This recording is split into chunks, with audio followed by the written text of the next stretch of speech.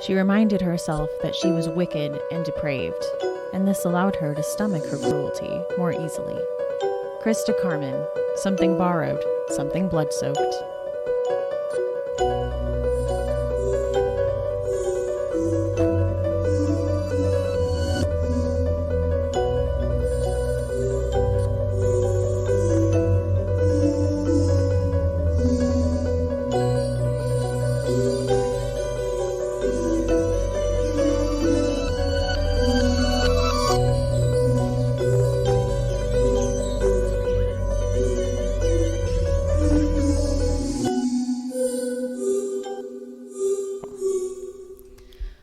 Welcome to Books in the Freezer. I'm Stephanie, and today we're going to be looking back and talking about our standout reads for the year 2019. Joining me today is the one, the only, the OG, our friend Rachel. Hi, everyone. I am so excited to be back, and that's quite the introduction. I'm kind of blushing over here, Stephanie. I was just telling you before we started recording that I feel a little bit rusty. I was rushing around and trying to remember everything, and I was like, oh yeah, I think I need a microphone to record. So we somehow made it to actually recording this. So this is happening. I am more than excited to be back, and I couldn't think of a better episode because if you know me, I love to gush about all my favorites. So we're probably going to have a lot of books that are going to end up on everyone's TBRs. I am so excited. I could not think of another person I would want to do a year-end episode with. Oh, exactly. And it's kind of fitting. I mean, we did that episode that ended up being that fireside chat, which was kind of a mid-year check-in talking about our reading so far this year and just kind of what we both had been up to. But as sad as it sounds, we haven't actually had a reason to talk horror books outside of the podcast since then.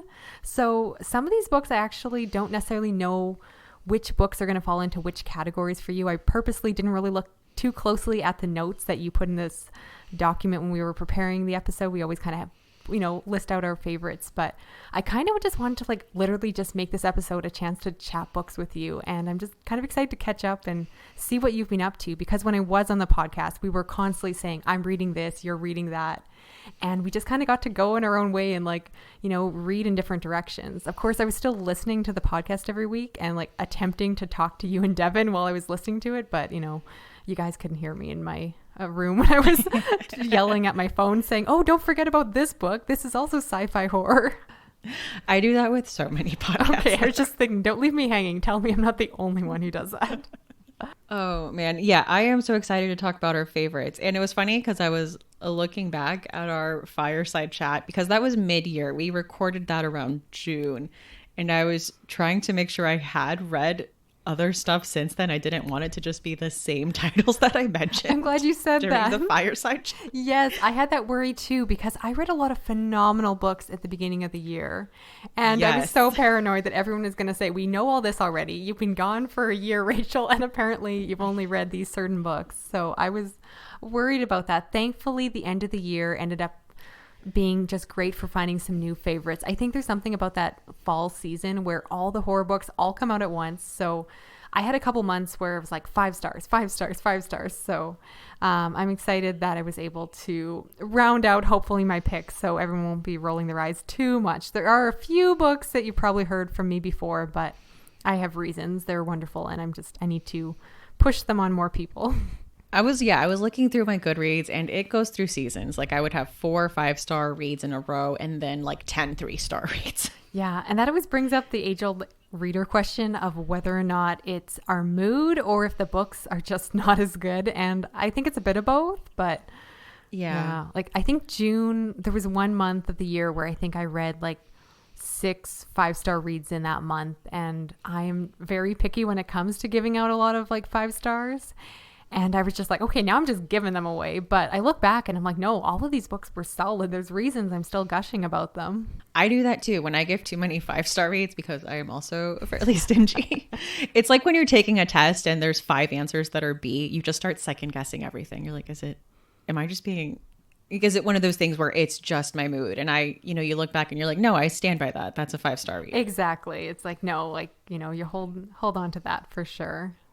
I guess overall, how did this reading year go? We kind of, again, talked mid-year, but You got pregnant, and I know from experience that does terrible and wonderful things to one's reading life, as you got to experience when I was going through the pregnancy. So did that end up affecting how or what you were reading? Probably like if I was reading at all, which for 3 months, so my whole first trimester was nothing. Like I would read maybe 3 books a month that I was like forcing myself to read. But I was so worried. I'm like, have I lost it? Have I lost my love for reading? But then second trimester came and I was right back into reading, and I was so relieved that it was only a temporary season of my life. Yeah, I think that that's normal. And that's why I asked, is I went through that period where I think the only things I was reading were the books that I had to finish for the podcast episodes. And I was just like, this is the end of it. I've become one of those women who get pregnant and just stop caring about anything else. And then I was like, no, I'm back. So I was very proud that the day after I gave birth, I was like sitting in like the hospital bed reading a horror book. So I was like, okay, I still got this. On brand, on brand. People would be proud. Was there any trends and like things you tried out this year that you hadn't tried out before and discovered you enjoyed or anything like that? Yeah. And I'll try not to be repetitive because we kind of talked about this on the fireside chat, but I really thought this would be the year where my brain would go to mush and I just want to read the lightest, fluffiest, dumbest books I could find. And I feel like I almost made a brand for myself on the podcast of reading those quote unquote fun horror books, those slashers that are kind of goofy, like the ones that it was kind of hard to get through the synopsis without like having someone roll their eyes. But I love those books, and I still do. Don't get me wrong. Like I love a fun, cheesy book that almost reads like a B horror movie.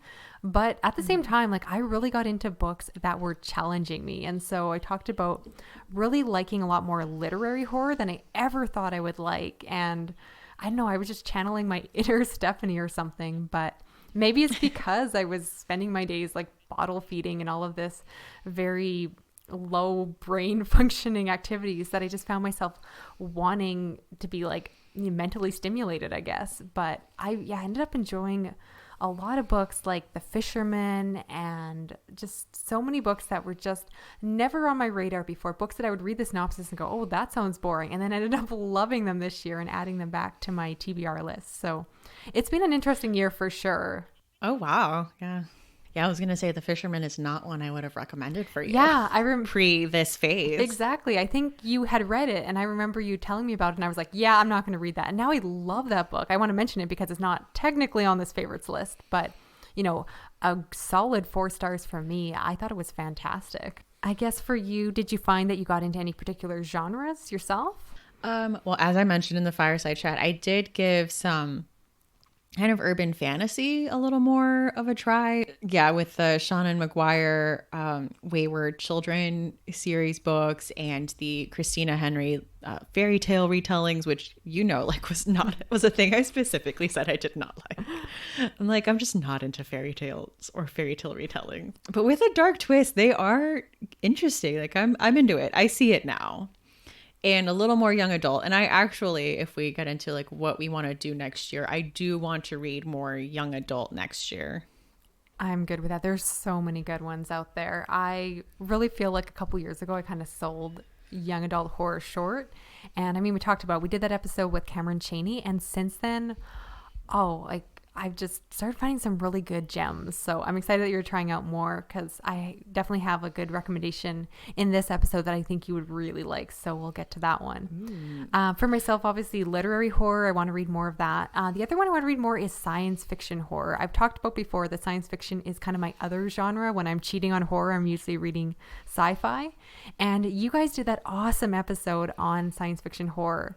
And I've read a lot of the ones that you already recommended, but I want to read even more than that. The two genres just blend really well together, as you discussed already, so I don't want to repeat myself. That was one of those episodes where I was definitely talking to my phone a lot, trying to like chime in while you guys were talking about it.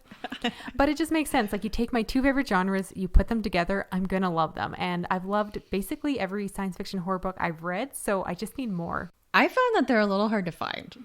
Yeah, well, maybe let's turn it to our listeners. So if anyone wants to tweet at us and recommend me some more science fiction horror books, because I cannot get enough. And I agree, they're kind of hard to find, even though everyone talks about them like they should be everywhere, because like there's so many classic science fiction horror movies. So yeah, where are the books? Help me out, guys.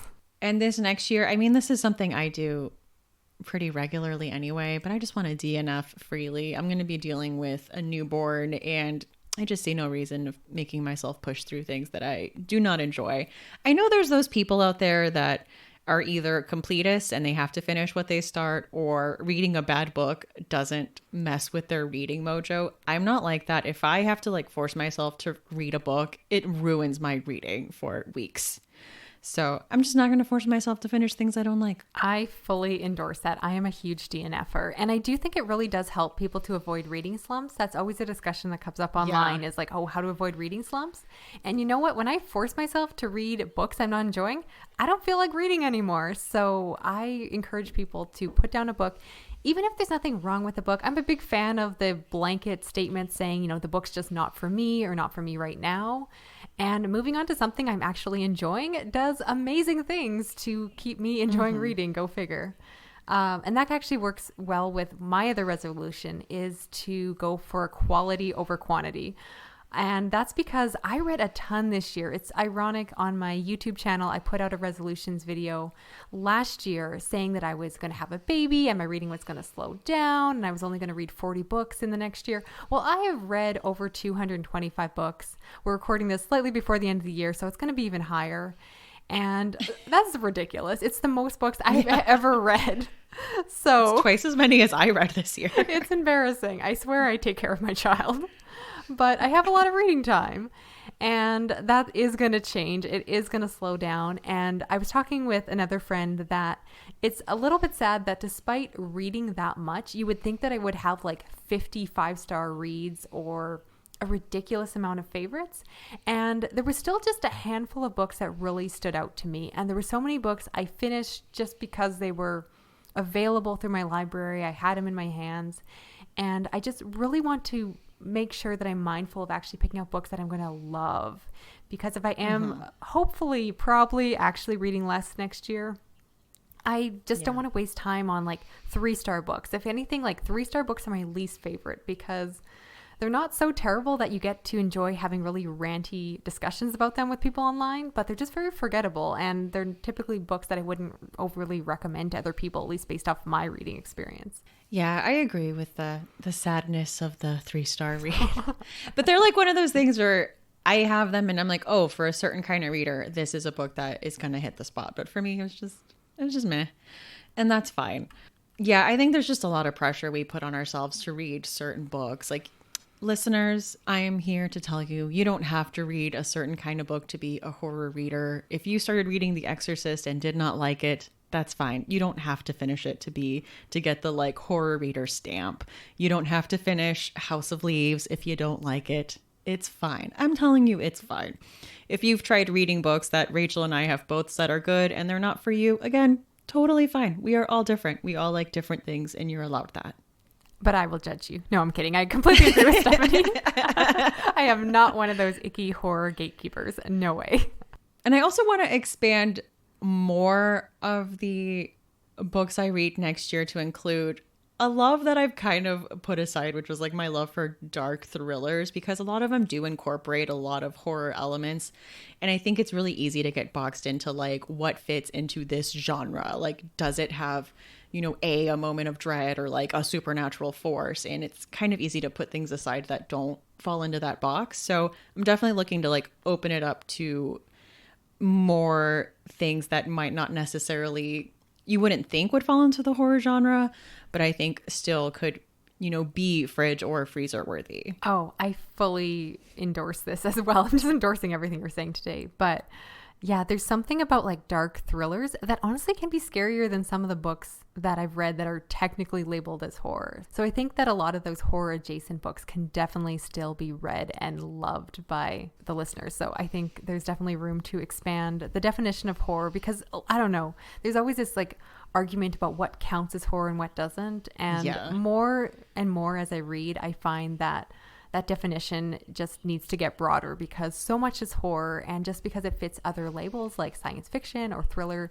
doesn't mean that it doesn't still have those elements that could easily put it into the horror genre label or, this podcast. I am all here for that. I mean, to let listeners know, I did leave Rachel like a 2-minute voice message on my thoughts on Gone Girl just randomly, even though Rachel and I have both read Gone Girl like years ago. So it's something we still think about. Exactly. Right. You ready to get started and talk about some of the books we loved this year? Absolutely. I am excited to get into this. Let's get started.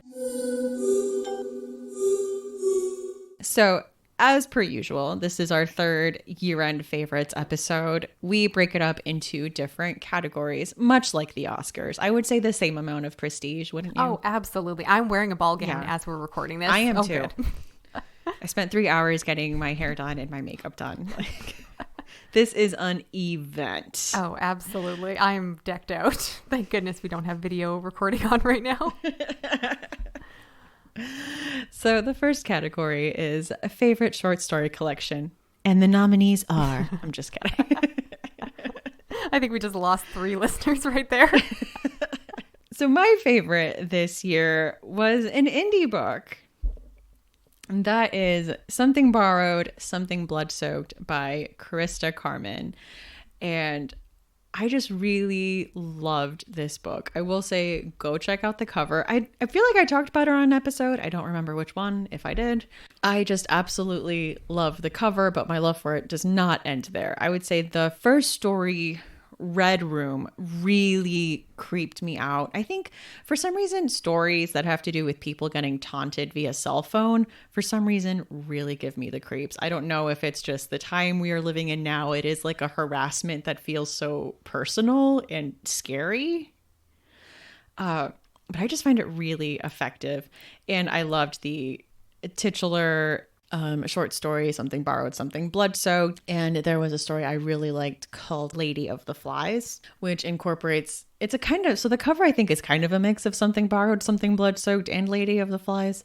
And I just very much enjoyed it. She also has, it's just such a range of emotion. There's some stories that I found truly unsettling and some stories that I think were a little more fun and campy. Like there was a story called The Girl Who Loved Bruce Campbell. That's kind of like a zombie survival story. And it was just a ton of fun. And I thought showed a really great range. I think she's a great writer. Now it's my favorite short story collection of 2019. And can I just say that cover is phenomenal? I adore it. It's one of these shames with the podcast that we can't show it to our listeners. So take a moment and go look it up online. It is just probably one of my favorite horror covers, period. I think it's beautiful in a creepy, creepy way. And for myself, my favorite short story collection was Cry Your Way Home by Damien Angelica Walters, which I feel like I mentioned on our fireside chat, and I snuck it into that episode you did on fairy tale horror. So I'm going to try not to be repetitive here, but I really, really liked it. This was my first time reading anything by Damien Angelica Walters, and I just fell in love with her prose and have gone on to read more of her work and love that as well.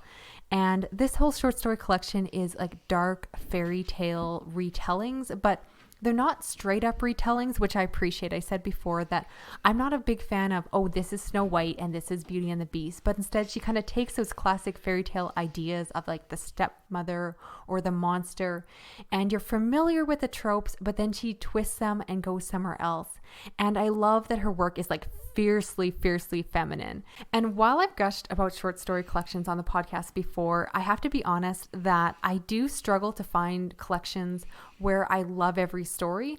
But this collection, wow, like I liked or loved every single story in the collection. When I go back and reread this, because I will reread this collection for sure, I'm not going to skip in a single one. And I don't say that a lot of times, but every short story added something and I just loved it. Like I said, I think if you love really feminine stories, if you like that touch of the fantastical and just twisted, and her writing is just so incredibly good. I just cannot gush about this collection enough. Highly recommend it. Easily my favorite short story collection of the year. So again, that is called Cry Your Way Home by Damien Angelica Walters. I know I've talked about it before, but again, if I'm talking about it again, it's because it is that good and I need more people to read it. You can talk about it all you want. Okay, good. I'll keep going. We don't need to get to the other books, right? No, just we can dedicate 30 minutes just to this. Okay, perfect. I still need to read this, but I did read her new book. You did too, right? Dead Girls Yes. Club. I really enjoyed that. Yeah. I did too. I love how you spoiled the ending for me. I'm so sorry. So I Yeah. messaged her and said, Explain. hey, I'm reading this book. What do you think about it? But I didn't specifically said, I'm reading this book, but I'm not done. And so you messaged me back saying, well, I liked it and this, and this about the ending. And I was like, I haven't finished yet. I will give props that it's not the kind of book that is dependent on the ending to make the book good. I thought that the book completely held up, even knowing where it was going. It just completely still worked. So you didn't ruin the book for me. I still very much enjoyed it. But I thought that was hilarious because you've never, ever done that to me before. And it was just hilarious when I read that message. I was like, oh. Oh man, it was just, I think the way you worded it, I was like, oh, so she's done and she wants to know what I think of it. Yeah. But you said you like turned off the message when I started to talk about the ending, so you didn't hear like everything I spoiled. Yeah, there was only a piece of it that I caught. And like I said, with the way that book is written, it actually wasn't that much of a spoiler. But it was just funny because I knew you wouldn't have even said that much had you known. But the way I worded, I looked back at my message. I was like, oh yeah, that was confusing. No wonder you thought it was done. So all good. I'm not not mad at all. It's hilarious. We also extended these questions to our listeners to see what books they enjoyed this year, and the listener pick for short story collection was Dead of Winter by Keelan Patrick Burke. That one I haven't read, but I've heard great things. He does a lot of seasonal collections, and obviously that one's kind of his winter-themed one, which I'm definitely interested in because, as we've discussed before, because we've talked about horror a lot, you know I like wintry/Christmassy horror, which I think is what that collection is all about. So very interested in checking that one out soon. Yeah, I also like the cover. I mean, I know Keelan Patrick Burke like has a whole thing designing his covers. He does such a great job. Yes. Oh, he's so talented. Moving on to favorite anthology. So a short story collection is like a single author collection, and an anthology is multiple authors submitting, and it's usually like a themed anthology, though not always.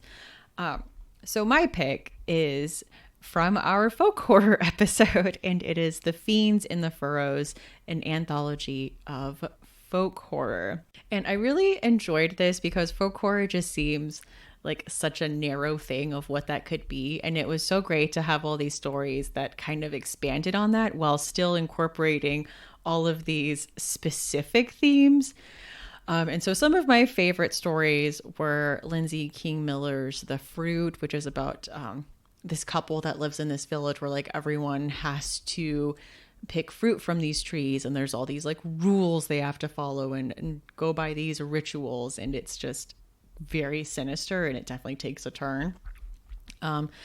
The next one was Eric J. Guinard's The First Order of Whaleyville's Divine Basilisk Handlers. Yeah, so that one That's gets a into mouthful. the First Order. Yeah. And so that one gets into a little more of like the religious side of it, which is definitely a big part of folk horror, and Stephanie Ellis's The Way of the Mother. And I just can't recommend enough. I've had a lot of people, when I put out the questionnaire of, you know, what kind of stories you enjoy, a lot of people said they liked folk horror. And if you fall into that category, I would say definitely check this out. So that is The Fiends in the Furrows, an anthology of folk horror. Now, my favorite anthology was Fright into Flight, edited by Amber Fallon. And a lot of you might know the backstory on this. I think Stephanie probably recommended this at one point on the podcast. But this collection was put together in response to a collection that was edited by Stephen King. And there was a lot of drama when that one came out because despite being put out, I want to say in like 2017 or 18, it was put out entirely by male authors. And I just cannot believe that that actually happened. So in response to that, Amber Fallon decided to put together a collection with a very similar name, but include only female authors in the collection.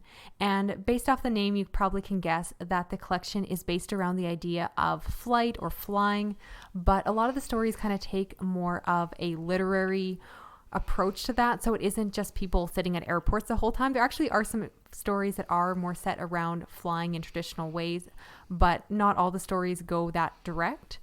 And I just love this collection. It had so many of my favorites. One that I read was One of the stories in there was The Floating Girls, a documentary by Damien Angelica Walters. Oops, I just had to mention her again. I'm like, it was a good one. You're good. It was. It was also in the short story collection I mentioned above, but I was more than happy to read it again. And that one is like this story that basically reads like a documentary, and it was just eerie with these girls that are literally floating into the air. And I also read a story called And When She Was Bad by Nadia Balkan, and I adore her as an author. I don't think I ever got a chance to recommend her on the podcast, but she has her own anthology, She Said Destroyed, which is fantastic. And this short story collection included one of those in here, and this one is all about a girl who essentially is that final girl. The story takes place after the massacre and is about what that girl does next, and it is so well done. And the other short story that really stood out to me was The Fallen by Pamela Jeffs. And I'm so glad that I found her, because while some of these stories are horror, The Fallen is actually more science fiction. And I ended up gushing about that short story collection online. And I got the opportunity afterwards to read Pamela Jeffs' other short story collections that she put together herself, The Red Hour and then Saloons and Stardust. And they're just brilliant. They're more science fiction, but if you're like me and kind of like that crossover between sci-fi and horror, then I definitely recommend looking further into Pamela Jeffs. But I just love that collection because it really helped me to not only have a chance to revisit some of my favorite female horror authors, but also find new ones. And I just cannot recommend that one enough. So again, that is called Fright into Flight, which is edited by Amber Fallen. Yeah, I also really enjoyed that one. And those stories are all A+, like chef's kiss.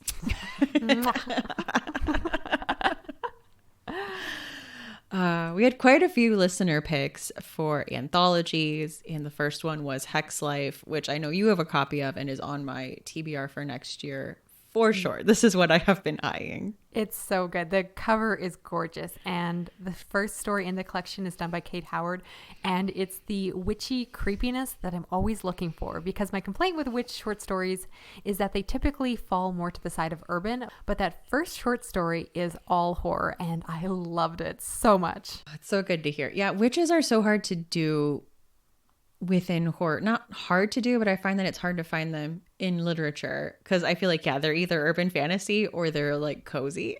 Yes. Like all those cozy mysteries that are like witchy. Yeah, which like I'm here for. Listen, if you're in a mood for that, like that's a good niche to be in. Exactly. Someone else said Haunted Nights, which hard agree. Absolutely love that. That's the Halloween themed one that Ellen Datlow did. And More Deadly Than Male. And that was the historical one looking at, I think, female authors from the 19th century that you wouldn't think of, like Louisa May Alcott, and horror stories that they wrote and submitted. So it's like a collection of those older stories. So yeah, that is favorite anthology. Moving on to our favorite 2019 release, because Rachel and I read a lot of backlist. Yes. I was looking through, I really did. I always say like every year that I'm going to read more new releases, and it just like never happens. I actually did pretty well this year, more than usual, in reading a lot of 2019 releases. But yeah, it was hard to pick out my favorites, so I cheated and picked more than one for this category. I did too, just so you wouldn't feel bad. I'm just kidding. It is hard to narrow it down. So my first pick is The Dark Game by Jonathan Janz. And this was such a fun premise. This is about a writer's retreat where you have these, I think it's 10 authors who get the opportunity to be under the tutelage of this famous author. And, you know, they're all there to work on their novel and get advice from this very famous author. And they're all competing for a publishing contract with him. And competition starts to get ugly and people start disappearing. And maybe there's some sinister forces at work? Question mark. I just really liked this. I liked the supernatural element in this. And I think if you're someone like me who enjoys story within a story narratives, this was great because you kind of get to see everyone's work in progress. And I think he did a great job of writing in all of these different styles. So it was believable that you're talking about 10 different people's novels and they don't all just sound like they're coming from the same person. So it was really interesting to get all of that and get into all of these characters and what happens to them and what it is that's going on. So that was The Dark Game by Jonathan Jans. I don't think I ever heard the synopsis for that. That sounds amazing. This is what I'm talking about, that like while we've chatted throughout the year, you should have yelled at me to read this book, because I was just saying how I read a lot of 2019 releases, but I think this one completely missed me, and it sounds so good. I love books like this that are kind of about authors within a situation, and I don't know, that sounds ridiculously fun. And yeah, I'm gonna have to check that one out and like honestly get that one onto my reading list very soon. Well, my next pick is Osgood As Gone by Cooper S. Beckett. And this is about, it's one of my favorite tropes, Rachel, is the alcoholic PI. I do. I don't know why I have a soft spot. You'll see it again in this list. I have a soft spot for like a private investigator who's like gruff because they've been through some things. Noted. We follow Prudence Osgood, who had a car accident nearly 20 years ago when her paranormal investigation show got canceled, and it ended her friendship with her close friend, Aubrey. So nowadays, she copes by sometimes doing a paranormal investigation podcast, getting blackout drunk, picking up women at the bar downstairs, and, sometimes investigating things. She gets an email that gets her involved with a long-lost mystery that has her confronting her car accident and brings her back in contact with Aubrey. I really liked the way that this mystery played out. And like you were saying that you like when sci-fi and horror get together. I like when mystery and horror get together. And what I loved about this is that the first part is definitely a mystery. It's, let's look at this email. Let's find some clues. Let's chase down this lead. Here's what we found out. Here's the next clue. And I'm all about that. And then the second half is where the horror comes in. And I thought the blending of the two was just done so well. And Prudence is such a great character. She's rough around the edges. She's unlikable at times. She's flawed, but you're rooting for her all the time. And I don't know, I just really enjoyed this. This is the start of a series. And I am definitely looking forward to picking up the next one because we got left hanging at the end of this one. So I will be looking forward to picking up the next book in the series. So that was Osgood As Gone by Cooper S. Beckett. That sounds great. I definitely want to read more queer horror. That's another one I'd like to get more into in the next year because I just cannot get enough of them. I've loved basically every queer horror book I've read since we did that episode way back with Chelsea. So I might need to add that one to my list as well. This is not good for the Goodreads TBR. You're doing terrible things to my reading plans. We're going for not as much quantity next year, and that might not happen. But if it's quality, it still fits your resolution. Oh, darn you and your logic. All right. So for myself, my first pick for 2019 release is Imaginary Friend by Stephen Chbosky, who of course is the author who wrote The Perks of Being a Wallflower. I have not read the book, but I did watch the movie, so I know the general synopsis. I gotta say, this book definitely was one of the big buzzy horror books of the fall, but it wasn't completely on my radar because while I enjoyed the movie, I, again, never read the book, so I wasn't as crazy excited that he was coming out with this new book. And I didn't really know what to think about this because while Perks of Being a Wallflower is like a young adult coming of age contemporary, this was supposed to be adult horror, and I just didn't really know where it was going to land. For the synopsis, this follows a mother named Kate who escapes from an abusive relationship and takes her young son Christopher to a new town for a fresh start. Kate is struggling to make ends meet while Christopher is struggling in school. However, one day Christopher goes missing and he shows up again 6 days later with no memory of what happened, but something about him has changed. Irony. His dyslexia is gone and he hears the voice of an imaginary friend that is telling him to do certain things. Now, I want to start by saying, no, don't worry. I didn't give away too much of the plot. That is all on the back cover and that is all set up. This book is really long. Most copies of this book are going to be over 700 pages, and that all takes place in the first couple chapters, and it's very much a story where the story continues from there, and that is just the most basic setup. I struggle to talk about this book for so many reasons. This is a book that I loved but it wasn't quite perfect. So let me start with what I loved about it so much was the fact that this book almost reads like a puzzle. And I'm a sucker for these kind of books because you're seeing things on the page, certain words and repetition of numbers, and you just can tell that things are building throughout the book. The story actually follows multiple perspectives, and over time you start to see how they're all connected. And that's what I love so much about the story, is that you get to see all these puzzle pieces slowly coming together. And while I was reading the first, say, 500 pages of this book, I was just in love with it. I was obsessed. If you ever had that experience where all you want to do is read, you don't want to cook, you don't want to clean, you don't want to see your family or anything else, I was at that point where I was just unable to do anything but read. I literally had to tell my husband, go take care of our child because I need to know what happens next. And this book, just like I said, brings together all these puzzle pieces. And there are parts in this book where hundreds of pages after there is this little tiny description of something mentioned, suddenly it'll become so important. And you're yelling at the page saying, oh my gosh, that's why they mentioned this little fact, this little tidbit earlier on, is that it's suddenly so important to the bigger plot. And so it's a book I can't say too much about without spoiling, but that's the kind of book that it is. But I do need to preface that I didn't think the ending quite landed. It's a very controversial book online. It's a book that people are either loving or hating, if I'm honest, and I totally see both sides of the picture. So I adored all of this book, but the ending is messy, and it just comes to the fact that this is epic horror.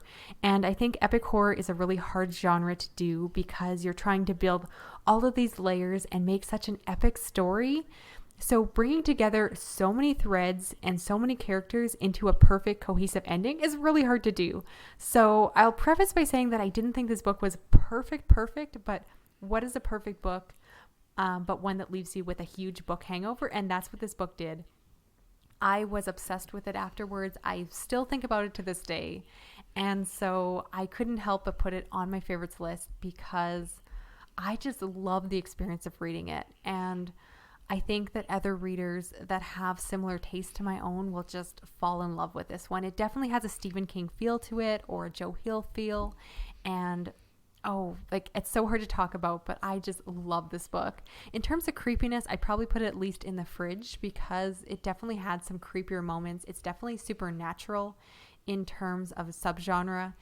And I just love the places it went to. It was so smart, so well written, and yeah, I'm thoroughly impressed. It was a book that I went into with very average expectations. I didn't really know what to expect, and it just blew my mind out of the water. And now I just want to read more epic horror because I finally understand why people love long horror books so much, because while it was over 700 pages, I could not get enough. So in case you missed it, that is Imaginary Friend by Stephen Chbosky. Wow, that is quite a push for it because I have been putting it off because it is 700 pages. Yeah, I flew through it in a couple days. I have not read a book that fast in quite a while. Oh, wow. I just was obsessed. So yeah, I'm biased. I mean, it's not my favorites for a reason, but I really like that one. Okay, I might have to give it a chance now. And my second pick is 12 Nights at Rotter House by J.W. Oker. And this is a story that is written by a paranormal travel writer, and the story is about a paranormal travel writer. So I first off love the fact that it has that meta aspect to it. But basically it's about this man who decides to write a book about spending a night in a supposedly haunted house. And he decides to spend 13 nights in this house called Rotter's House. However, from the title of the book, you notice that it's only called 12 nights, which leads you to believe that he might not last until the end of his planned stay.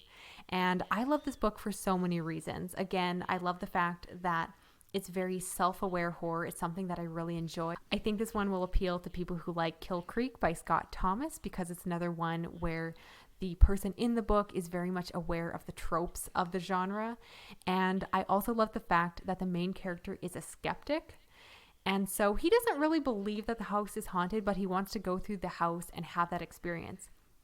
So, because he doesn't believe, he decides to invite his friend along who does believe in ghosts. However, him and his friend had some kind of falling out. They used to be best friends, but you know that something happened and their relationship soured. So, I always think of you, Stephanie, when I read a book like this because you are such a big fan of a group of people where their relationships are already kind of crumbling, and that is very much this book. So, I think you'll like that piece for sure if you do pick this one up. Another thing that I love so much about it is the fact that you basically have someone, again, who knows the tropes of the haunted house story. And so they play it out. He goes into the house and purposely lets his cell phone die. They play with a Ouija board. They walk around in the dark. And it's just so funny. It's very pop culture heavy. So they're constantly dropping references to pop culture books and movies that are all about haunted houses. And I thought it was hilarious. It was so much fun. And this was another book that really left me with a book hangover. I just thought it was really funny. I did guess where the ending was going, but it's the kind of book that even knowing where it was going and the fact that it didn't surprise me did not stop me from enjoying this book. And I feel like it's one I'm going to reread, which isn't actually something I say a lot about haunted house or horror books in general. But this one I think would just be so much fun to go back and revisit again. So I could see this one being almost like a Halloween read for me. So that again is 12 Nights at Rotter House by J.W. Oker. I have a copy of this and I've been meaning to get to it. But if you want to reread it, there is an audiobook on Hoopla.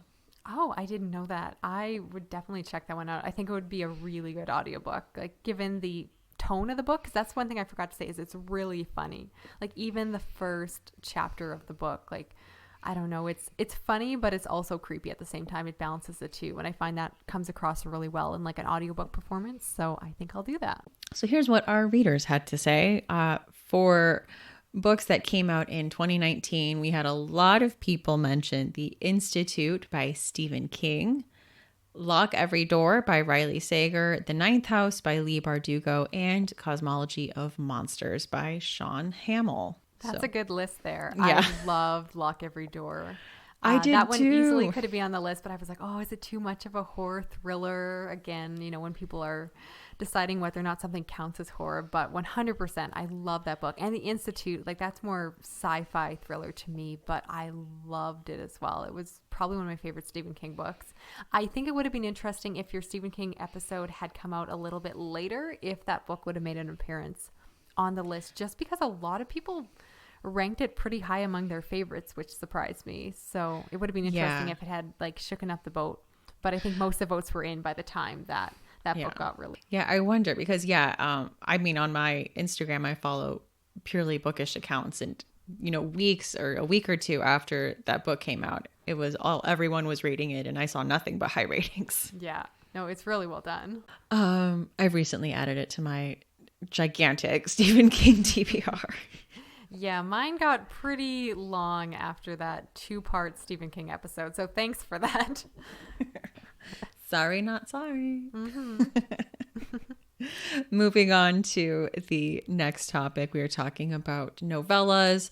So these are books that I want to say fall under the 200 page mark ish. You know, it's flexible, but kind of around that page count. So the first book I want to talk about is Rites of Extinction by Matt Serafini. And I saw you did an unboxing with this, or that you hauled it. Have you read it yet? No, but Okay. It's been on my TBR ever since I saw your 5-star rating on Goodreads, which is an instant reason for me to add a book to my own list when I see that online. Not yet. I really enjoyed it. This is, of course, where we see the return of the alcoholic PI character. Stephanie's favorite man or woman. Women. They've both been women. Oh, there you go. Case. Good for them. Gender equality. Yeah. The other one I really like that does an alcoholic PI is the J.K. Rowling, like Robert Galbraith series. It's just one of those tropes. I don't know why I like it. I think I just I like characters that have baggage. Oh. And following people like that around. So this is a woman who is a private investigator, and her daughter was murdered by her boyfriend, and the boyfriend is still at large. And so she goes to the small town where she got a tip that was the last place he was seen. And so she is going there to investigate, and she gets pulled into some folk horror shenanigans. I don't want to say more because it is such a short book, but I just thought this was very well done. There's a thing that goes on where the main character is dealing with some flashbacks and some issues and having like what seems like a breakdown almost. She can't like look in mirrors. She starts seeing things that aren't there. And I thought the way that that ties into everything in the story was so well done. Like I was very impressed with it. It was very well written. And I mean, it was a short story. It was a short book, but I could not put it down. This was one where I was like neglecting my real life things because I'm like, shh, I have to know what happens. One other pick I did for this, I did want to say, Rachel, I finally picked up Come Closer and I loved it. That makes me so happy. It's always something that's a little bit nerve-wracking when you're recommending a book and loving it so much. And you're like, I hope other people see it the same way I do. But it was as good as I said, hopefully. I mean, yes. It's on the list, so I assume. Yeah, so for readers who don't know, this is the story about a woman who may or may not be possessed. And you're dealing with, you know, is she or isn't she possessed through the eyes of this unreliable narrator. And it's just such a tense story that, you know, is kept within this like tight narrative, and it's just done very well. Very impressive. I'm so glad. My pick is one I'm sure I've talked about before, and that is Stirring the Sheets by Chad Lutzke, which is about a mortician who finds a dead woman in his shop that happens to look a lot like his deceased wife. And so he decides to bring her home with him and basically spends time. He paints her nails, he dresses her up. And it's such an unusual book to talk about and hard to pitch to people.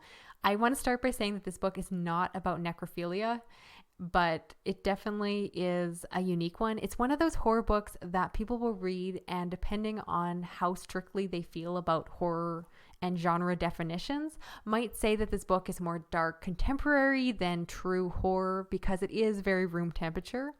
But oh my goodness, this book hit me in the emotional feels that I did not know that I had. And it's basically just this beautiful story about love and grief. And I just sucked up every little word. This book is the reason that Chad Lutzke has earned a place as one of my new favorite authors. I've read more of his books by now, and he's just consistently just a good writer who writes these beautiful, well-rounded characters. And again, it's a hard book to recommend based off of that synopsis because it sounds weird, but I honestly would recommend it just about anyone, including people who don't normally read horror, because it's just a really good story about love, but it's horror-ish. So that again is Stirring the Sheets by Chad Lutzke. Oh, I really enjoyed that one too. I think one thing he does well is just hitting you in the gut and you feeling emotion. Yes, I completely agree with that. I told you I cried during this one. I did not know that. I forgot. If you told me, I would have cried if I wasn't a robot and had real emotions. I'm the opposite. Like everything makes me cry. So we asked our readers, and you guys said for favorite novella, Gwendy's Button Box by Richard Chismar, Husk by Rachel Autumn Deering, and this person said it was actually just their favorite overall of the year, so high praise. Sour Candy by Keelan Patrick Burke, Jack and Jill by Keelan Patrick Burke, The Pale White by Chad Lutzke, I Call Upon Thee by Anya Alborn, and someone else came and gave a vote for Come Closer. That is a really good list. I've heard great things about the ones I haven't read yet, and you already know I love Chad Lutzke, and yeah, that Sour Candy, I'm always happy when that one shows up on someone's list because, you know, I love that one. I'm pretty sure it was my pick last year or the year before. The years start to blend together. Oh, I know how it is. I love I Call Upon Thee. And yeah, The Pale White is on my TBR. I know you recently read it, right? Well, it just came out, so you had to have recently read it. Yeah, and that one is another one where it's a difficult read. It deals with a lot of adult troubling subject matter, but so good. And yeah, just like this female coming of age story centered around sex trafficking, and somehow it's beautiful. All right. Like, again, it's so hard to pitch, but if you just read it, you'll understand why I love it so much. So moving on to YA, we're going to be talking about our favorite young adult novels this year, since Rachel and I have been reading more of that in the past few years. My favorite was The Dark Descent of Elizabeth Frankenstein by Kirsten White. I think this won the Bram Stoker Award this year for young adult, and I was very happy to see that it was even just recognized as a nominee. I was surprised at how much I enjoyed this book. So this is a retelling of Frankenstein from the perspective of his fiance in the story, Elizabeth Frankenstein. And I love that it gives more agency to Elizabeth. I mean, we not only find out her backstory and who she is, and that in this retelling, she was rescued from a abusive situation. You know, she was orphaned and kind of living with a family. And she gets adopted by the Frankensteins. And she kind of sees her relationship and her attachment to Victor as her only means for survival, basically, as a woman at this time. You know, as a woman, your whole job was to marry well and be secure and find, you know, security in that way. There really wasn't another pathway. I think this story just shows how she as a character was powerful, even working within the restrictions of her time, and how she outsmarted and how, I don't want to say manipulated, but just really knew how to work with what she was given. I also thought it was a realistic portrayal of an abusive relationship where one party has to constantly make themselves smaller to appease the abusive counterpart. And it was tough to read at times, but I thought just very well done as a story and had a lot of great layers within this narrative that we all think we know so well, you know? So as I said, well written. I loved the character study. The first part of the story, you know, we're just kind of getting to know Elizabeth and she's trying to track down Victor. And of course, Victor is, this is, you know, right after he has created Frankenstein's monster and he's out on the loose, and it's just all of these things coming together in this story. And I was very impressed by this story. I think I ended up giving it 4.5 stars, maybe 5. And that is The Dark Descent of Elizabeth Frankenstein by Kirsten White. Another one that sounds really good.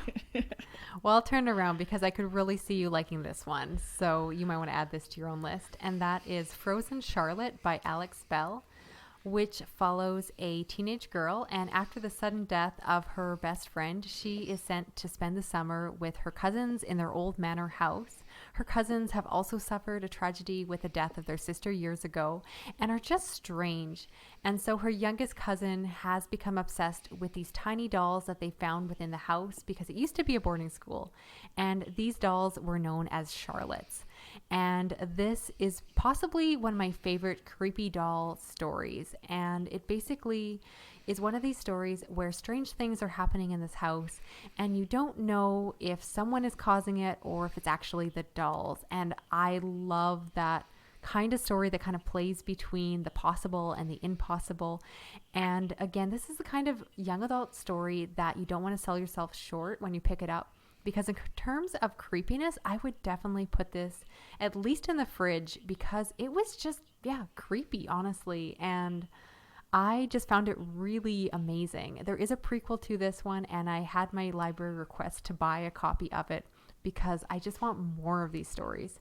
But this book can definitely be read by itself as a standalone, and it's just creepy, good, dull creepiness. Have I said creepy enough? Clearly not.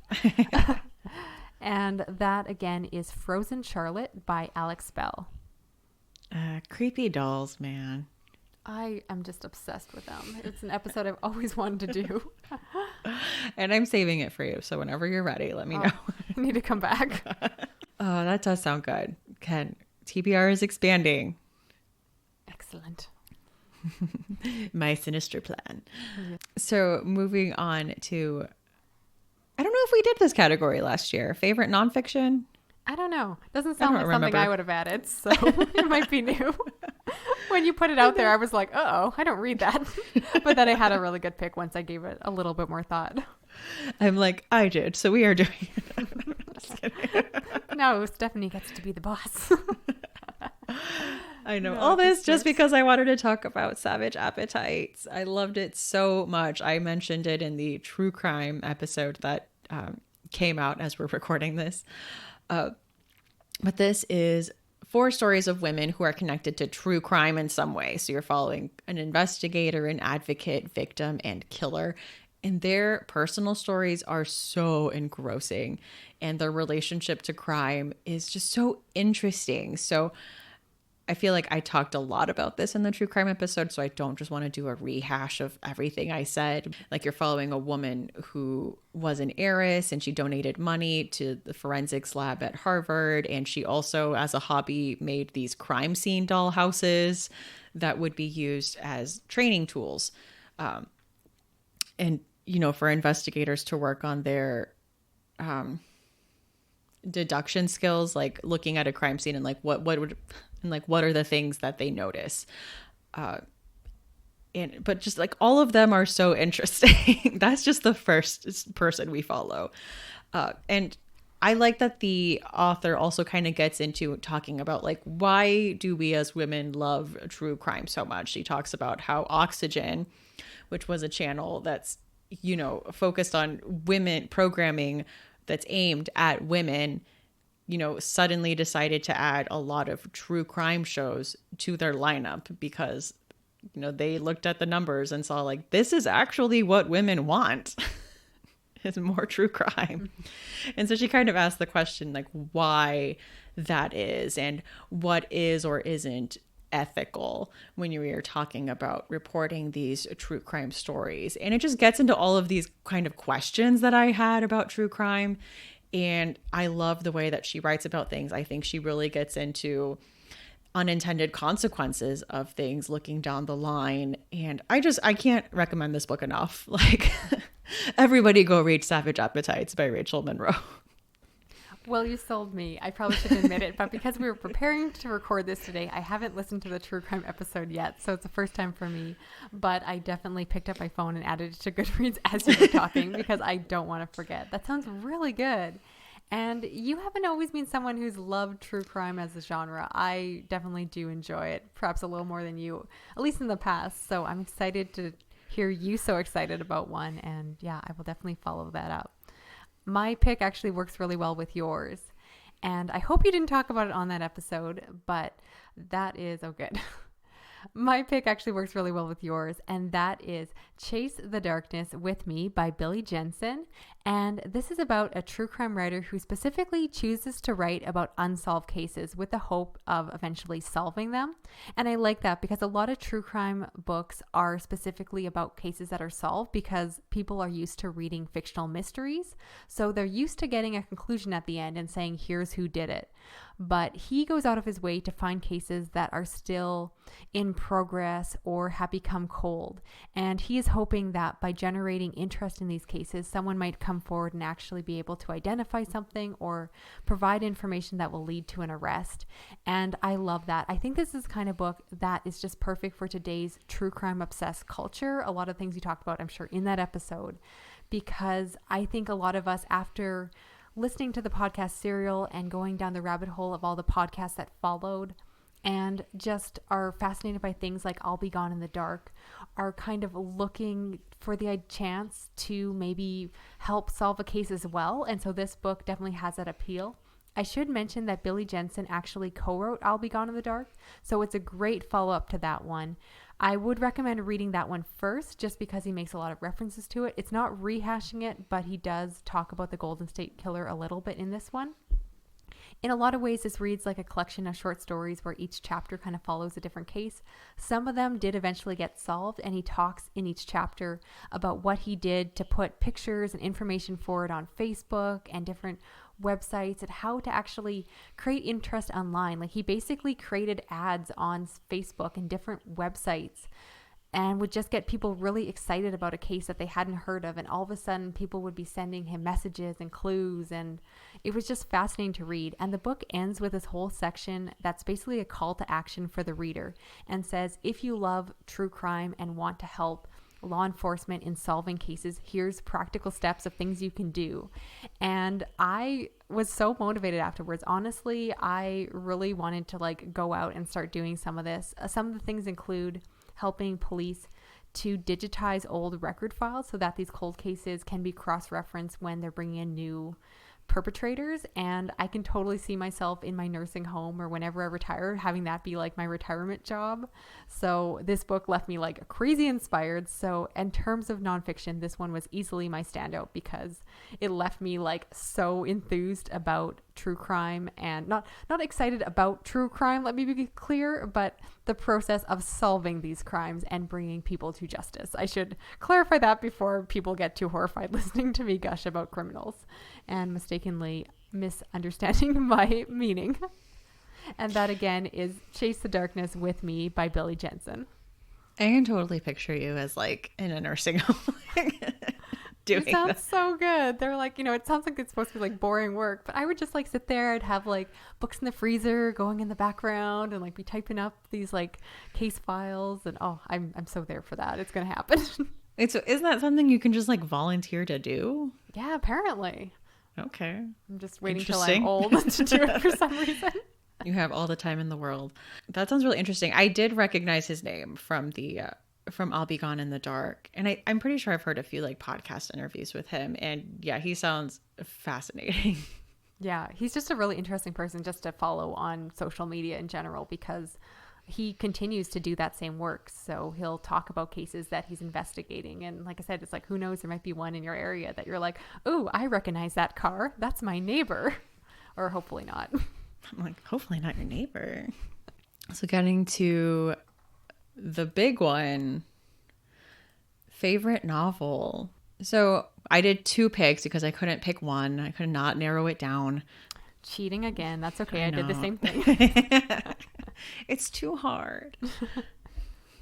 So the first book I want to talk about, I don't remember if I talked about this during the fireside chat because I definitely read it the first part of the year. You did mention it, I remember. Okay. Okay, great. Well, rehash of that. This is The Devil All the Time by Donald Ray Pollock. And this takes place in rural southern Ohio and West Virginia, and it takes place from the end of World War II to the 1960s. And when I mentioned it in a booktube video I did, I was like, I wonder why it's called Southern Gothic. It definitely has that feel to it, but if we're being technical, like Ohio is not the South. But then people were talking like, oh, like it's more like, is it rural? And so I definitely see that. And it definitely has the specific like Southern Gothic feel with a lot of religious themes and themes of, deterioration, like physically and within characters and morality. So I definitely see that. This story follows a handful of characters who intersect through each other's lives, which I like. I love stories like that. So it kind of has the like short story novel feel to it. So like just a few of the characters we're following, like Willard Russell, who can't save his wife from cancer no matter how much sacrificial blood he pours on the, quote, prayer log. We have like a natural born killers-esque homicidal couple that's hunting hitchhikers. There's a preacher who handles spiders and is on the run from the law. And Arvin, who is Willard's son and grows up to himself be acquainted with violence.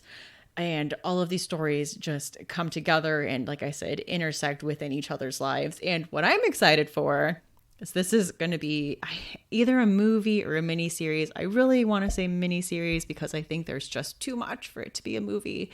But it's coming to Netflix, I think December of 2020. It has like Tom Holland and Robert Pattinson, and I was looking at the casting and I just cannot wait for this to be put to screen. I think it will be such a dark and just good story. So that was The Devil All the Time by Donald Ray Pollock. My next book was one I read recently, so I know I didn't mention it in that episode. And that is Geek Love by Catherine Dunn. And this was a book that has been on my TBR for years. And people have been telling me, I know, Laura, for years to read it. And I finally read it. And it's one of those things, when books are on your TBR forever and you're like pretty sure you'll like them. But it's like, what if you don't? Yes. What if it's been living on your TBR for years and it just like is not as good as everyone says it is? I was so worried about that reading this, but luckily it was not the case. This was so good. It was like everything I wanted in a story. So this is about the Benuski family, and their children are basically bred to be human oddities. Like the mother and father run a circus, and the mother ingests a lot of drugs during her pregnancy in order to have deformed children. And they just have this twisted logic that this is actually going to give them a better life because they have a way to make a living by just being themselves. Like, there's a lot of that just like twisted logic as you are kind of within this family and the inner workings of this, you know, performance lifestyle and everything that comes with it. And so like the oldest one is named Artie, and he has no arms or legs, and he performs under the name Aqua Boy. They have a pair of Siamese twins, Iffy and Ellie, who play the piano. Ollie is our narrator. She's an albino hunchback, and she doesn't have a show or perform, but she kind of like works the crowd and like advertises and gets people like excited. And the youngest, Chick, who seems fairly normal on the outside. And in this, we have a dual timeline. So we're following Ollie as an adult in present day, and we see her life. And then there's flashbacks to what it was like when they were, you know, putting on this show and traveling and everything that came with that. What I loved about this is there was so much humanity. I feel like when I say that plot, it's going to feel like it's going to be this very exploitative, like, ooh, look at these people and how weird they are. And it's really not like that when you read the story. You really get into each of these characters and what makes them them. And it really just asks the question, like, you know, like, what is being a freak? What is normality? And it's very emotional and heartbreaking, and it actually might go on my favorites of all time list. Like, that's how much I loved it. Wow, that is high praise. Oh, like I do. I just loved it so much. Just everything about it really resonated with me, and I loved just everything. And that is Geek Love by Catherine Dunn. Though I will say, I don't know if I ever want to see this adapted, because I don't know that I can trust a director to like really get the heart of the story without focusing too much on like, ooh, like the weird, you know? Yeah, I'm actually glad you clarified that in your review, because it's one I've kind of steered away from, because like you said, like it almost is like got this like ick factor to it, and I was like, I don't know if I want to read, like, just based off the setup for that, it just sounds like the nastiest story. So it's crazy to hear you describe it as like emotional and like, yeah, you're making me reframe what I thought that book was about. So I'm intrigued. I'm not sure it's for me, but it sounds ridiculously weird. So dysfunctional families and like a lot of character stuff. I'm there. So for my picks, I want to start with one that people are probably quite familiar with, especially if you are a horror reader. So no surprise here. I loved Pet Sematary by Stephen King. This, of course, is about a family that moved to a house that is near a graveyard where people go to bury their pets. And I think a lot of people will go further in the synopsis. I kind of go back and forth how much to say. If for some reason you have managed not to know more about this book, then I kind of just encourage you to go pick it up. I've said before that I'm a bit hit or miss with Stephen King, but this one is a hit. If you told me a year ago that I would be putting a Stephen King on my best of 2019, I honestly wouldn't have believed you, but I love this one. So just focusing on what I liked about it, since again, I think so many people already know the general synopsis for the book, is that it just really hit home in terms of providing this emotional story about family and grief and loss. And wow, it just was beautiful. I listened to it as an audiobook, which of course is narrated by Michael C. Hall, who is Dexter. And the performance alone just made this book really come home for me. And I just can really see why people love Stephen King so much. By far my top Stephen King book. I've read other books by him this year, which I've really enjoyed, but nothing has basically topped this one. And I was messaging Stephanie as they were preparing their best of the Stephen King episodes, and I assumed Pet Sematary was going to be on top. I forgot about The Shining. I forgot about it. Like, in my mind, there is nothing above Pet Sematary. So silly me, I was shocked that it wasn't number one. It still was pretty high up there, but personally this one got my vote for that episode, and I'm just obsessed with it. It's definitely one I'm going to revisit, and I've got to say that it has a really good ending. Often horror books don't always land very well when it comes to wrapping everything up, but this ending was creepy and just left me with that like pit in my stomach that I definitely am looking for when I'm reading a horror book. So absolutely recommend it. If there is anyone left online that has not watched, or if there's anyone left that has not yet read this book, I highly recommend it. It is so good. And that, of course, if you didn't know, is Pet Sematary by Stephen King. Oh man, I loved Pet Sematary. Like, I was again surprised at how much I enjoyed that one. And yes to the ending being really good. Oh, it's just so brilliant. And my second pick is hopefully a little bit more under the radar. It's definitely one I haven't talked about on the podcast before. And some people might even disagree whether or not it's truly horror, only because it blends different genres together. So that book is called Under the Skin by Michelle Faber. So this is about a woman who drives around in the Scottish countryside, picking up hitchhikers and taking them away for mysterious, sinister purposes. And I'm going to leave the synopsis there because it's a book where you don't want to know too much going in, which actually makes this book really hard to describe and recommend to help people find out if they are the right audience for this book. But this book kind of falls on the line of speculative fiction because it's definitely has aspects of horror. There are elements of body horror. It's very visceral. It's very dark, but it does bring in other elements. So you just need to be prepared for that. If you're expecting a very classic horror story like Pet Sematary, this one's a little bit different. And I think that's what I liked so much about it. When I was reading this one, all I could think is how weird it was.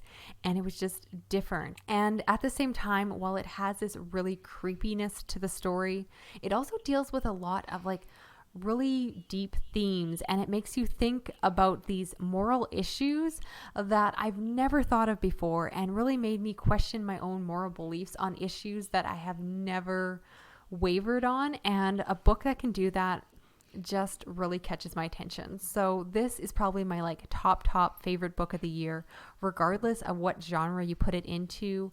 This book just always comes up on top. I've thought about it constantly since I finished reading it, and Michelle Faber is such a good writer. His writing is visceral and short and almost reminds me a little bit of what I love so much about Ian Reid's writing. So if you like those type of stories, those stories that don't necessarily fit nicely into a horror box, but are definitely creepy, definitely weird, then I highly recommend this one. I know I'm not giving you a lot of information, but if you have my reading taste, trust me, just go check it out. That is, again, called Under the Skin by Michelle Faber. Ooh, that sounds interesting. Oh, it's so hard to recommend without giving away everything, but I love it. Well, you got me at the like Ian Reid read alike. Yeah, I know how to hook you in. Yeah. So, of course, our readers had a lot to say when it came to what their favorite novel of 2019 was. So here's a few of the things they said. Pretty Girls by Karen Slaughter, The Wanderers by Chuck Wendig, A Place for Sinners by Aaron Dries, Kill Creek by Scott Thomas, I'm Thinking of Ending Things by Ian Reid, Dark Places by Gillian Flynn, The Haunting of Hill House by Shirley Jackson, House of Leaves by Mark Z. Danielewski, Brother by Anya Alborn, and A Head Full of Ghosts by Paul Tremblay. So quite a good list of books there. Yeah, that is a very nice looking list of books. I haven't read all of them, but I've read a good chunk and they're good. So you want to do some chilling obsessions? Yes, I need to talk about some creepy things that aren't books. And my pick actually ties into one of my favorite 2019 releases because I talked about that book, 12 Nights at Rotterhouse. And that same author, as I mentioned, while he is now a novelist, he is first and foremost known as a travel writer who focuses on writing about creepy places. And he has a podcast and also a blog. I'm specifically recommending the podcast just because I've listened to more of it than I've read his online blog. But that is called Odd Things I've Seen. And he basically goes around and looks and finds places that have what he calls oddities. So they're not necessarily always horror. Sometimes they are, but just things that are creepy or weird or different, and just tells you what is happening, where to find these things, where to go. And it's like a spooky version of one of those like travel books you can get. So in October, he did a special episode where he recommended what to do if you ever visit Salem, Massachusetts. And you can tell I'm not American when I say that. As well, he did an episode recommending where to stay and what to do if you go to Sleepy Hollow, New York. And I suddenly want to go so badly to Salem. I want to go to Sleepy Hollow. My husband was just mentioning the fact that it's been a really long time since we've done a holiday. So in my mind, I'm like planning that we're going to one of these places. I don't think he knows that yet, but I just thought it was really fascinating. Not all the episodes are about like specifically travel. Sometimes the episodes are about him going to a haunted house, or he goes to visit the area around Area 51, where of course the aliens are supposedly located. And he did like one episode about people who believe in a hollow earth. So you probably heard about people that believe that the earth is flat. This is about people who believe that the earth is hollow, so that it's not full of like dirt and rocks and all of that. And just like talks about weird stuff. So again, I would say this podcast for the most part is very room temperature. It's not meant to be horrifying, but I think anyone who kind of likes horror and horror adjacent topics will really like this, because he just delves into the weird, crazy things that exist in primarily America, but he goes all over the world. And just fascinating. Unfortunately, right at the beginning of the podcast, he introduced himself as J.W. Oker, which made me feel bad because I realized that I've been talking about him online on my YouTube channel, constantly calling him Ocker. So I felt so bad. I was like, oh, why did I not look online before? So my apologies if the author's actually listening to this. I should have done a little bit of research so I could have said his name properly. But that podcast, again, is called Odd Things I've Seen, which is written and produced by the novelist J.W. Oker. There we go. Now I've got it right. That sounds really cool. I think you would really like it. I had to check with you beforehand to make sure that you hadn't recommended it on an episode I hadn't listened to yet. But then I was like, but don't pick it for this episode. It's mine. I got really possessive because I honestly could see you getting really into this one. And I didn't have another pick selected. So I was like, I need this pick. Find something else to talk about. Go away. Shoot. I'm like, you're good. You're good. It's okay. You can have it. It's fine. My pick is a movie. And it is Lake Mungo. And I've been wanting to watch this because, do you remember when we interviewed Paul Tremblay? He said like he loves this movie and he has like 2 copies of it, and like 1 copy is to give away and like let people borrow, and 1 copy is just for his house. Oh yeah, is this the movie? Yeah. It was finally on Amazon Prime, so I was finally able to like stream it. And so this is an Australian movie. It's done in a documentary style. The plot follows a family whose daughter, Alice Palmer, she was a 16-year-old girl who drowned in a local dam. And so we are following the family as they are, 1, grieving the loss of their daughter, but 2, also experiencing some strange phenomena in the house. And they think that her spirit is there and that the house is haunted. And so they bring in a psychic and a parapsychologist to investigate, and they start looking into Alice's life and realize that she had a lot of secrets, and they uncover some things from her final days. And what I loved about this is that it definitely feels like a documentary. Like if you put this on and someone came in, like they would 100% think you were watching just a documentary about this family and the spooky stuff happening in their house. But what I really liked about it was that it was very emotional. You were dealing with all of these like complicated characters, dealing with all of these big feelings. And I can see why Paul Tremblay liked it so much, because I think all of his books are about like families going through like big things. And especially I would say in The Disappearance at Devil's Rock, I saw a lot of those like big emotions in here. Oh, that sounds so good. Definitely sounds Paul Tremblay brand for sure.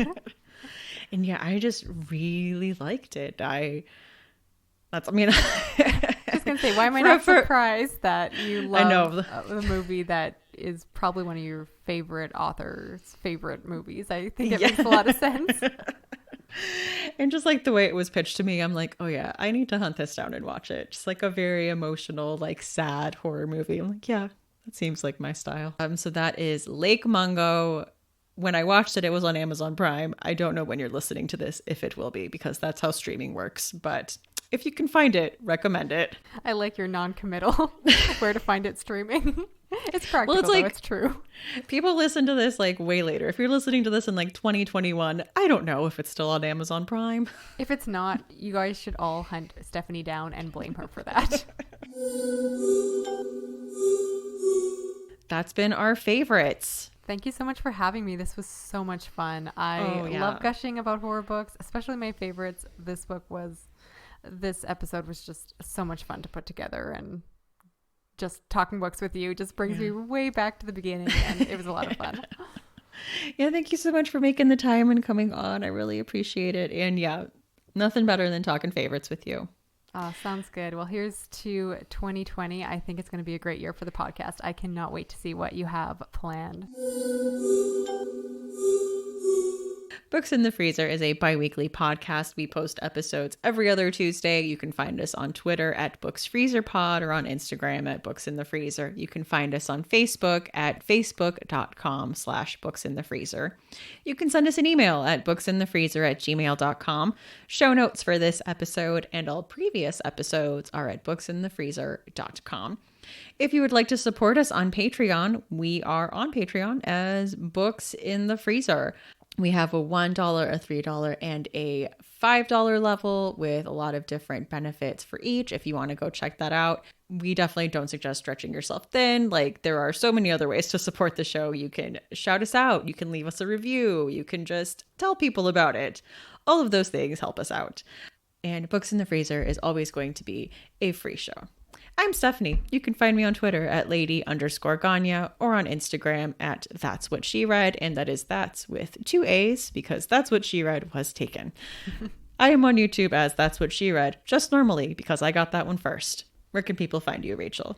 I'll continue to live on Twitter shouting about the podcast at shades_orange. I'm also on Instagram at the Shades of Orange. And I'm first and foremost on my YouTube channel, which is also the Shades of Orange. Thanks again for having me. Thank you so much. And join us next time for Books in the Freezer.